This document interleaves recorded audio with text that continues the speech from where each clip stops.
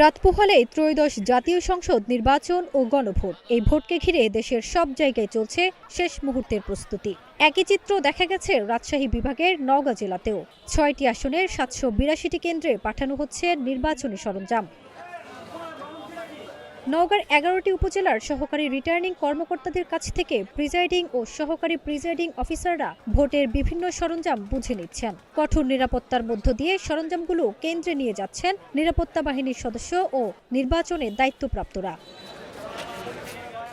এদিকে নির্বাচনকে অবাধ, সুষ্ঠু ও নিরপেক্ষ করতে প্রশাসনের পক্ষ থেকে সব ধরনের নিরাপত্তা ব্যবস্থা জোরদার করা হয়েছে। পুলিশ সদস্যর পাশাপাশি গুরুত্বপূর্ণ এলাকাগুলোতে সেনাবাহিনী, বিজিবি সার্বক্ষণিক টহল দিচ্ছেন। এছাড়া নিরাপত্তা নিশ্চিতে বিভিন্ন জায়গায় বসানো হয়েছে মোবাইল কোর্ট ও চেকপোস্ট।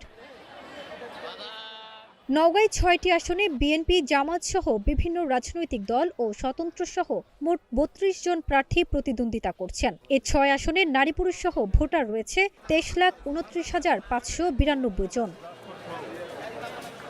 উৎসবমুখর পরিবেশ আর ভোটের আমেজ দুয়ে মিলে এবারের নির্বাচন হয়ে উঠবে গত কয়েকবারের তুলনায় ভিন্ন।